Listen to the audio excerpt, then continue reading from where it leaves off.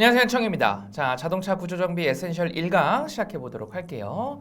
자, 일단은 여러분들 우리 에센셜 들어오기 전에 우리 앞쪽에서 제로 다 끝내고 오셨죠? 혹시나 제로 안 듣고 바로 이것 좀 보시는 분들이 계시다면 일단은요, 제가 OT를 찍어놨습니다. 통합 OT를 찍어놨어요. 그래서 이 우리 차량 손사 과정에 대해서 어떤 식으로 어떤 컨셉을 가지고 어떤 커리를 가지고 공부를 하겠다라는 통합 오리엔테이션을 찍어놨으니까 일단 그거 꼭 보고 오시고 이번 시간에는 이제 본격적으로 이제 에센셜을 들어가기 전에 우리가 에센셜에서는 이런 흐름으로 갈 거다. 그리고 그 뒤로 이어지는 이제 드릴과 파이널에서도 이런 느낌, 이렇게 중점을 둬서 갈 거다라는 이야기들을 조금 해보도록 하겠습니다.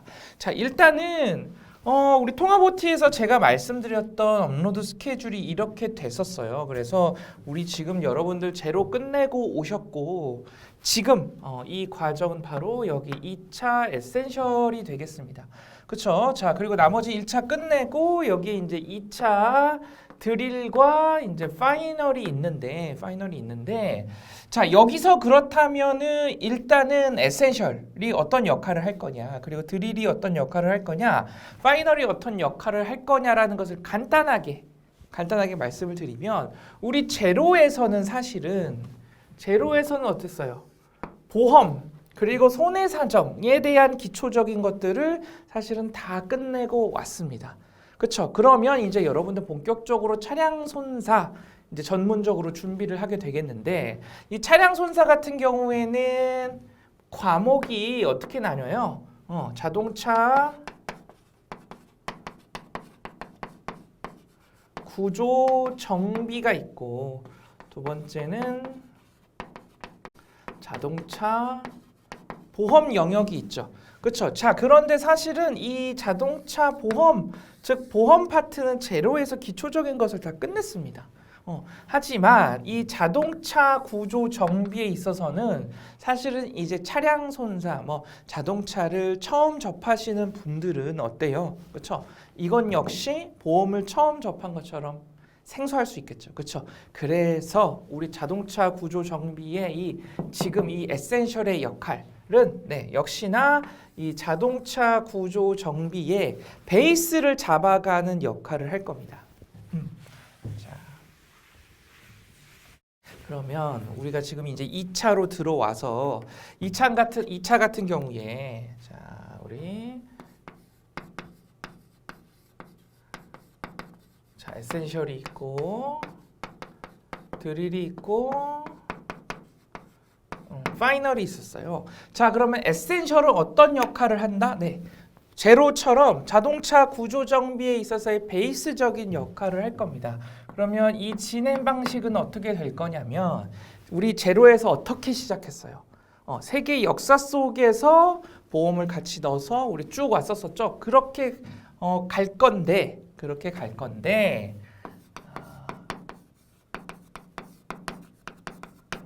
자동차의 역사부터 시작해서 현재의 2023년도의 어떤 시장, 산업에 이르기까지 이러한 내용들을 쭉 훑으면서 그 안에서 두 가지를 가져갈 거예요. 뭐냐? 네, 자동차에 대한 완전 베이스가 되는 내용들. 자동차가 뭔지는 당연히 여러분들 아시겠지만 본격적으로 이제 사실 차를 좋아하는 사람들 말고는 사실 생소하신 분들이 많겠죠. 처음 시작하시는 분들. 그런 분들을 위해서 완전히 베이스부터 시작할 거고요. 거기에 들어가는 기초 과학, 저 중등 과학의 내용부터 끄지고 와서 베이스를 닦을 겁니다. 물론 당연히 시험에 나오는 걸로 하겠죠. 당연히. 자, 그리고 두 번째는 이거 제로에서도 말씀드렸는데 제가 진짜 중요하게 여기는 거, 마인드입니다. 한마디로 뭐냐면 저는 여러분들 자동차를 진짜 좀 좋아하는 사람이거든요. 애정하는 사람인데 이게 어찌됐든 여러분들이 차량 손사를 취득을 하시고 앞으로 차량 손사 업무를 하시게 되면 자동차가 여러분들의 삶이 됩니다. 그렇죠? 그러면 이 자동차가 앞으로 내가 사랑하는 직업이고 삶이 된다라는 생각으로 공부를 하는 것과 그것이 아니고 이건 저스트 암기 대상이다 이렇게 하고 공부하는 것은 완전히 시험 결과에서 당연히 차이가 나겠죠. 그렇죠. 공부 과정에서도 그렇고 그래서 아까 말한 자동차가 이제 이런 거고 우리의 삶에 그리고 우리의 이제 차량 손사로서의 직업으로서의 자동차가 이런 생각을 가지고 우리가 접근해야 된다. 그런 것들을 좀 길러드리고 싶어요. 그런 것들. 그래서 이런 것들이 이제 에센셜에서 할 거고요. 그래서 지금 에센셜에 여러분들 부제를 보시면 제가 뭐라고 해놨어요? BMW vs 벤츠라고 해놨죠. 그쵸? 자, BMW와 벤츠는 여러분들이 잘 아시다시피 대표적인 자동차 프리미엄 브랜드입니다. 제가 제일 좋아하는 두 브랜드이기도 하고요. 저는 사실 이 중에서 BMW를 더 좋아하긴 하는데 어찌됐든 왜 이 둘을 좋아하냐면 저는 사실 여러분들 생각을 해보세요. 물론 이것보다 비싼 차들도 많이 있습니다. 그렇죠? 소위 슈퍼카라고 부르는 페라리, 람보르기니, 포르쉐 이런 것들이 있는데 저는 제가 생각했을 때 자동차 산업의 매력, 저는 약간 산업적으로 접근을 하거든요. 자동차 산업의 매력은요. 이 자동차 산업은 정말 종합 경영, 종합 예술입니다. 뭐 기술적인 거, 공학, 과학, 그 다음에 디자인, 예술이죠. 예술적인 영역, 그리고 경영. 생각해보면 자동차는요, 엄청나게 수많은 부품이 들어가요. 그리고 그것이 계속 개발이 되고, 신기술이 들어오고, 대중에게 팔려야 됩니다, 결국에는. 그렇죠? 우리 사실 산업이라는 것은 소비라는 게 있어야 되잖아요. 대중에게 팔려야 돼요. 아무리 좋은 차, 비싼 차를 만들어도 대중이 외면하면 그것은 사실 좋은 상품이라고 할 수 있을까요? 비싸게 만들려면 뭐 무조건 다 비싸게 만들 수 있죠. 막 자동차 겉에다 막 다 다이아 바르고 이렇게 하면 엄청 비싸지겠죠. 그렇죠? 근데 그것을 우리가 좋은 차라고 이야기할 수 있을까요? 그렇죠? 그러니까 그런 산업적인 측면에서 봤을 때 이 자동차 산업이라는 것은 굉장히 종합적인 어떤 경영이고 종합 예술이라고 저는 생각을 합니다. 그러면 우리가 아까 말했던 BMW와 벤츠 외에 어떤 포르쉐, 람보르기니, 페라리 아니면 여러분들도 슈퍼카 브랜드들 벤틀리, 그렇죠? 그리고 또 뭐가 있을까요? 마세라티 이런 것들은요. 이런 측면에서 봤을 때 다 적자가 났어요. 적자가 났고요. 다 인수가 됐습니다. 다른 데에. 그런데 이 브랜드들은 100년, 이제 100년 정도 됐죠. 100년 정도 되는 기간 동안에 독자적으로 어찌됐든 살아남았고 본인들만의 헤리티지를 이어가고 있죠. 그러니까 저는 이런 측면에서 이 두 브랜드를 굉장히 저는 좀 좋아하고요. 그래서 우리가 이제 이것을 가지고 어떤 내용으로 시작을 할 거냐면 과연 그렇다면 이 둘은 어떻게 100년 동안의 이 종합적인 예술, 종합적인 경영을 잘 해오면서 현재까지의 자동차의 어떤 기술이라든가 시장을 선도해올 수 있었을까? 곧 보세요. 그러면 특히나 벤츠는 어떤 현재 자동차 모습의 탄생이자 역사 그 자체라 할 수 있습니다. 제가 이렇게 둘을 지금 라이벌로 해놨지만 저는 이걸 사실 자동차 하면 벤츠라고 하죠. 그 이유가 아까 말한 현재 자동차의 모습의 어떤 탄생이 벤츠부터 시작을 했고요. 나머지 브랜드들은 그 모습을 이제 따라하면서 발전해왔다. 조금 과장돼서 얘기하면. 발전해왔다. 그래서 벤츠하면 사실은 차하면 벤츠 어떤 또 이미지가 있냐면 최고, 뭐 기술을 선도한다 이런 이미지가 있잖아요. 그래서 혹자들은 사실 이 둘을 라이벌로 안 보기도 합니다. 실제로 시장에서도 그러기도 해요.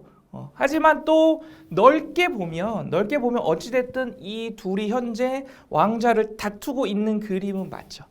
그래서 그런 측면에서 봤을 때 과연 이 둘이 어떤 식으로 시장에서 살아남았고 그럼 결국에는 이 둘이 자동차의 역사, 즉 우리 자동차 기술 발전 그 자체라는 거예요. 이해되시겠죠? 그래서 그것들을 하면서 자동차의 중요 장치들이 이런 거였구나. 구조가 이런 거고 원리가 이런 거구나를 하나씩 이 이야기 속에서 좀 풀어내도록 할 겁니다. 그리고 과연 이제 이 둘이 현재의 전기차가 대두되는 시장에서도 왕자로서 계속 살아남을 수 있을 거냐, 이런 이야기를 이어가면서 전기차 파트로 넘어갈 거예요. 되시겠죠? 그래서 부제를 이런 식으로 잡았다라는 거 그렇게 가져가시면 되겠군요. 보시면 되겠고, 자, 그래서 이 에센셜에서는요 어떤 역할들을 할 거냐면 아까 말했듯이 베이스가 되는 내용들. 그래서 어떤 주요 장치라든지 주요 구조 원리 이런 것들 다 다루고 나서, 자, 드릴에서는 어떤 걸 할 거냐면 보세요. 자동차 구조 정비 이 시험 과목은요 결국에는 암기 과목입니다. 그러니까 제가 암기 과목이라고 표현하는 것은 암기할 양이 많다 이렇게 해서 암기 과목이 아니라요, 우리가 배운 것을 우리가 공부하고 배운 것 그대로 물어본다. 응용을 해서 사고를 해서 사례를 적용시키고 이렇게 물어보는 스타일이 아니라 우리가 입력한 것을 그대로 출력한다. 이것이 저는 암기 과목이라고 표현합니다. 그러면 결국에 지금 자동차 구조 정비는 정비 과목은요 암기 과목이에요. 하지만 반드시 이해가 수반이 돼야 되는 겁니다. 그래서 저는 이런 표현을 써요. 이해로 시작해서 암기로 끝나는 과목이다라는 거. 자, 그럼 그런 차원에서 봤을 때 사실 이 드릴은 제 EDF 시리즈 중에 드릴이 차지하는 역할은요, 이제 문제풀이의 역할입니다. 크게 봐서는. 그런데 곰곰이 생각해보면 자동차 구조 정비는요 사실은 문제풀이라는 과정 자체가 약간은 정체성이 애매해집니다. 이게 왜냐하면 다른 과목들, 특히나 뭐 보험 과목이라든가 다른 과목들은 우리가 배웠던 내용을 약간은 목차에 맞춰서 논리정연하게 쫙 써내려갈 필요가 있어요. 그리고 사례 문제, 계산 문제 나왔을 때 이런 식으로 해야 된다라고 해서 문제풀이를 연습하는 그런 훈련이 필요한데, 자동차 구조 정비 같은 경우에는 사실은 암기 과목이죠. 그렇죠? 우리가 암기한 내용을 그대로 사실은 쓰면 됩니다. 그래서 생각을 이렇게 한 거죠. 문제풀이에서 우리가 에센셜에서 배웠던 내용을 그대로 문제풀이로 옮기는 것은 그냥 단순 반복밖에 안 된다고 저는 생각을 했어요. 이거는 사실은 에센셜 한번 배워놓으면 여러분들이 그대로 그냥 혼자 연습하시면 되는 거죠. 한 번만 배워놓으면. 암기 과목이니까. 그래서 제가 생각한 거 차라리 그러면 이 드릴 파트에서 새로운 것들을 여러분들에게 차라리 더 알려줘서 여러분들이 더 많은 암기량을, 더 많은 컨텐츠들을, 주제들을 정리해 놓는 것이 낫겠다라는 생각인 겁니다. 이해가 되실까요? 자, 다시 얘기하면 전통적으로 사실 기본 이론 문제풀이라 함은 기본 이론에서 이만큼 배웠으면 이것을 그냥 문제풀이로 하는 거죠. 근데 제 생각에는 어떻다? 암기 과목에서는 이렇게 하면 단순 반복밖에 되지 않는다. 어차피 이 내용과 이 내용이 완전히 똑같을 건데 그러지 않을까요? 그렇죠? 답안을 뭐 논술을 할 필요가 있는 것도 아니고 사례 계산할 필요가 있는 것도 아니기 때문에, 그러면 그 시간에 제가 차라리 이 내용을 이 반복이 아니라 플러스 알파로 채워 넣으면 여러분들은 사실은 여러분들 머릿속에 자동차 구조 정비에 대해서 이만큼의 양이 들어가는 거니까 사실 훨씬 더 시험에서 좋은 결과를 낼 수 있지 않겠느냐라는 것이 제 생각입니다. 그래서 드릴은 이제 그런 식으로 갈 거고요. 파이널은 말 그대로 이제 완성도를 높이는 단계다라고 생각하시면 되겠어요. 자, 그러면 본격적으로 좀 이야기를 시작을 해보도록 하겠습니다. 자, 우리 사실 자동차라는 것은 이동수단이었습니다. 이동수단. 제가 이동수단이었습니다라는 표현을 쓰죠. 자동차가 없었을 때를 생각을 해볼까요? 사람이 그냥 걸어다니고 짐을 옮기고 이런 식으로 했고, 나중에 가서는 말을 이용을 하거나 이런 식으로 노동력을 일을 했습니다. 일을. 자, 그런데 여기서 이제 산업화를 우리가 거치게 되죠. 기계 장치를 쓰게 되는 거예요. 즉 지금 여기서는 생명체, 이 생명체를 가지고 노동, 일을 했습니다. 이동을 하든지 여러 가지 일을 했는데 그러다 보니까 당연히 한계가 발생하죠. 그런데 산업화를 거치면서 기계 장치가 만들어지기 시작했어요. 그러면서 이제 자동차가 나왔습니다. 우리가 알고 있는 자동차가 나왔어요. 그럼 이때의 자동차는 이동 수단이죠. 그렇죠? 이동 수단으로서의 역할, 가치가 있었습니다. 그러면 이 당시에 우리가 말하는 자동차의 성능, 어떤 성능, 그리고 뭐 기술, 이 자동차가 가지는 가치라는 것은 이동을 얼마만큼 잘하느냐에 대한 문제겠죠. 그러니까 여기에 있어서 뭐 속도 라든가 뭐 승차감이라든가, 그렇죠? 그리고 또 이제 자동차가 이때부터 탄생을 하기 시작했잖아요. 그렇죠? 이런 자동차라는 물건이 탄생을 하기 시작했어. 그럼 이 기계 장치를 다양하게 써먹을 수 있겠다 해서 목적에 따른 어떤 다양성, 예를 들면은 뭐 군용차 라든가 이런 것들은 굉장히 좀 튼튼해야 되고 힘도 좋아야 되고, 그렇죠? 그리고 아니면 뭐 귀족들이 사용하는 이런 차는 승차감이라든가 아니면 좀 장거리를 여행 갈 때라든가 장거리를 무난하게 운행할 수 있어야 되고 뭐 이러한 것들, 즉 목적에 맞는 다양성을 얼마만큼 확보를 하느냐, 이런 것들이 전통적인 가치였고 사실 지금까지 이어져 오고 있죠. 우리 사실 자동차의 성능을 따질 때 속도가 얼마나 나가느냐, 이거 사실은 가장 먼저 따집니다. 결국에는 이거니까. 그리고 나서 이제 뭐 고급차라든가 세단들은 승차감이 어떻느냐, 그리고 또 나가면 SUV라니까 오프로드 차량들은 얼마나 튼튼하고 얼마만큼 홈로를 잘 뭐 주파할 수 있느냐, 트럭 같은 경우에는 적재 중량을 얼마나 싣고 힘을 뭐 낼 수 있느냐, 뭐 여러 가지 목적에 따라서 다양성을 확보할 수 있느냐, 이런 것들이 지금까지의 자동차의 가치라는 거죠. 지금까지. 그래서 지금까지의 자동차들을 우리는 어떻게 분류하냐면 뭘 넣어요, 여러분들? 기름, 석유를 넣잖아요. 휘발유 또는 경유.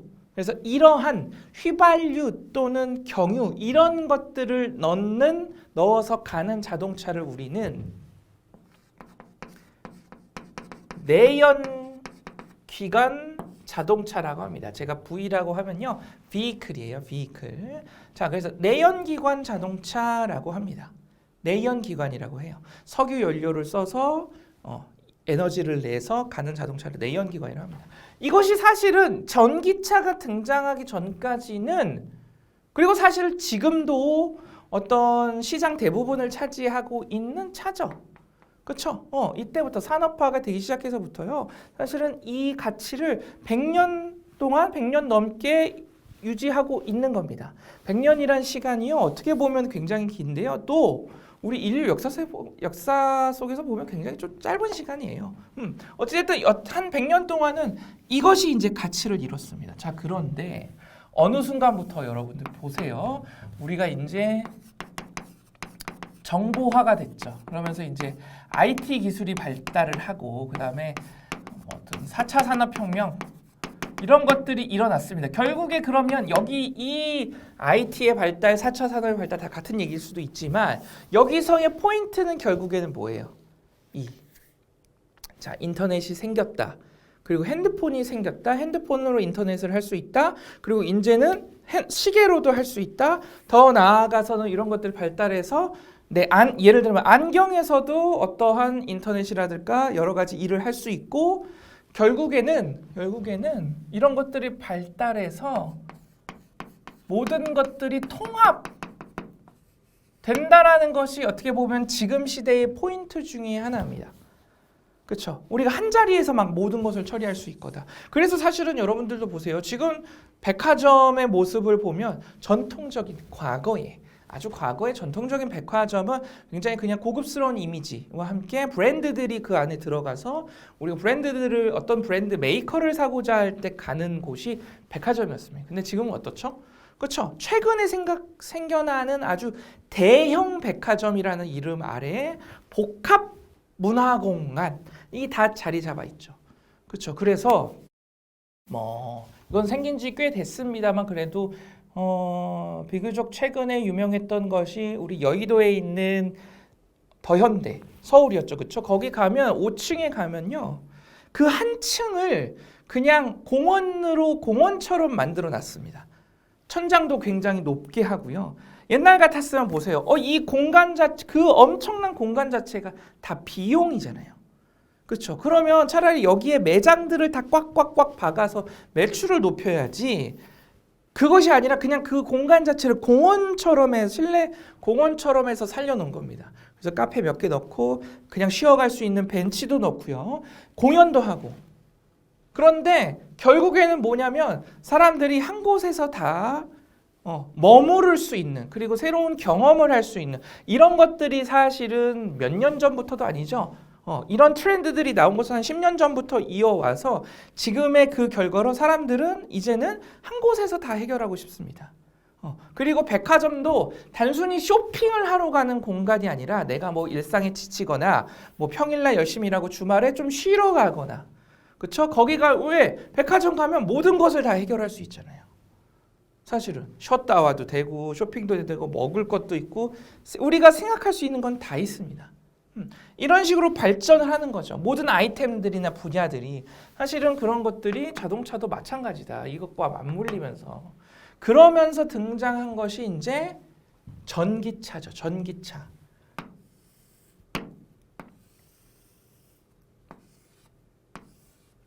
그래서 Electric Vehicle에서 제가 앞으로 EV라고 쓸게요. EV. 자, 보세요. 이 EV는요, 그렇기 때문에 우리 이동수단으로서의 가치는 당연히 있고, 여기에 추가되는 것들이 뭘까요? 여기에 추가되는 것들이. 자, 가장 중요한 것 중에 하나는 뭐냐면, 여러분들 이 전기차는요, 내연기관 차에 비해서 이것들이 일단은 월등히 높습니다. 그냥 다른 차라고 보시면 돼요. 다른 차 월등히 높고요. 그 다음에 부품수도 거의 절반 이하입니다. 그렇다는 얘기는 뭔 말이에요? 부품수, 장치수가 적다라는 얘기는 같은 자동차 크기 안에서도 굉장한 공간 활용을 할 수 있다라는 얘기죠. 그리고 그 자동차 안에 뭐 이러한 기술들이 들어가면서 더 이상 이것이 저스트 이동 수단이 아니라 여기에서 어떤 주거 공간이라든가 엔터테인먼트, 뭐 여가 이런 것들이 추가되는 어떤 통합적인 개념이 현재 전기차가 탄생해서부터의 추구되는 가치들이고 그것이 전통적인 어떤 자동차의 가치관에서 변화하는 모습들인 겁니다. 이것들이. 그럼 결국에는 이러한 모습이 어때요? 이러한 모습이 내연기관과의 차이점, 즉 전기차만의 특징이 되는 거고 우리가 시험에서 전기차 파트가 점점 당연히 비중이 늘어나겠죠. 그런다는 것은 결국에는 이런 점들에서 나올 수 있다라는 거죠. 물론 우리는 손해사정사기 때문에 당연히 전기차의 기술적인 측면에서 어떤 기술이나 장치 측면에서 당연히 시험에 많이 나올 겁니다. 하지만 과거의 직전 연도까지의 시험을 쫙 분석을 해보면요. 우리 이제 나중에 여러분들 가시면 제가 만든 기출 분석 표가 있습니다. 그거 같이 해서 보실 거예요. 해서 보면요. 자동차 구조 정비라고 해서 주요 장치들 기술만 나오는 것이 아니라 편의 장치들도 시험에 꼭 한 번씩 나옵니다. 편의 장치. 그럼 여기서는 사실은 무한하죠. 굉장히 발전 가능성이 많은 곳이죠. 그래서 이것들이 앞으로 시험에 나오면 굉장히 활발하게 많이 다양하게 나올 수밖에 없고 그리고 지금 시점에서 봤을 때 굉장히 새로운 이것과는 새로운 어떤 가치를 갖고 있는 아이템이잖아요. 그렇죠? 그러면 여기도 보세요. 여기에 비해서 여기가 굉장히 새로운 가치가 나왔고 그렇기 때문에 목적에 맞는 다양성이 굉장히 추구가 됐습니다. 여기도 사실 맞겠죠. 이전 시대에 비해서 완전히 새로운 패러다임의 아이템이 나왔고 그러면 굉장히 다양하게 발전을 할 수 있다라는 거. 그것이 현재 전기차 어떤 시장의 방향, 흐름이기도 하고요. 그렇다면 이것이 곧 우리 시험의 흐름이기도 하겠죠. 물론 당장 내년에 23년도에는 뭐 그렇게까지 최신 기술은 반영이 안 되겠습니다만 어찌됐든 이런 흐름 속에 있다라는 것은 우리가 알아둘 필요가 있겠습니다. 그렇죠? 자, 그러면 결국에 여러분들 이것이 전기차에 이것이 가능하도록 만드는 건 뭘까요? 가능하도록 만드는 건 이것과 이거의 차이점이 있습니다. 결정적인 차이점. 내연기관 차와 전기차에 아주 결정적인 차이점이 있어요. 보세요. 내연기관 차는 즉 우리 이전 시대에는요. 컴퓨터라는 게 사실은 있었던 게 아니죠. 자동차라는 것은 기계 장치입니다. 기계 설비를 얼마만큼 잘해서 기어 그리고 톱니와 톱니 기계 장치를 잘 결합을 시켜서 그것이 아주 튼튼하고 빠르게 돌아가도록 만드는 것이 곧 자동차였어요. 자동차. 그래서 사실 자동차 하면 기계 장치 잘 만드는 나라 유명한 나라 뭐였어요? 제조업으로 유명한 나라 독일이랑 일본이었습니다. 그렇죠? 그리고 아이러니하게도 이 둘이 아이러니한 게 아니라 당연한 결과죠. 둘 다 전범 국가죠. 전쟁을 일으키는 과정에서 굉장히 기계 산업이 발달을 했고 즉 지금까지 이어져 온 자동차 제조라는 것은 아주 기계를 잘 만드는 것이었어요. 결국에는 기계 설계를 잘하는 것이었습니다. 그렇죠. 자, 그런데 여기서부터는 그 개념이 아니에요. 자동차가 뭐 IT 산업화가 되면서 일렉트릭 그렇죠. 일렉트릭 즉 전자 방식 전자 제어가 중요해진다라는 거죠. 이해되실까? 이 모든 것들이 가능한 것은요. 기계적으로 우리가 물건을 잘 만들어서 기계를 잘 만들어서 하는 것이 아닙니다. 이거 전자제품이잖아요. 다 전자제품. 이 모든 것을 우리가 누릴 수 있는 거 하다못해 뭐 내비게이션이라든가 안에 여러 편의 장치 자동차 안에 이건 다 사실은 전자제품이잖아요. 그렇죠? 자동차가 그렇게 변해가고 있는 겁니다. 그리고 거기서 그것을 가능하게 하는 것, 즉 과거와 비교했을 때 그것을 가능하게 하는 것은 결국에는 이거 전자, 일렉트릭이라는 얘기죠. 이해되시겠죠? 그렇죠? 그래서 다음 시간에는 이 일렉트릭에 대해서 우리가 어떤 관점을 가지고 봐야 되고 그 다음에 앞으로 시험에서는 전기차 파트에서는 이게 중요하겠다라는 거 하고요. 그래서 최종적으로 그래서 우리 자동차 구조 정비는 내연기관차 비중은 요만큼 가져가고 전기차 비중은 이만큼 가져가서 이렇게 공부를 해야겠다라는 것을 마무리하도록 하겠습니다. 다음 시간에 뵙도록 할게요.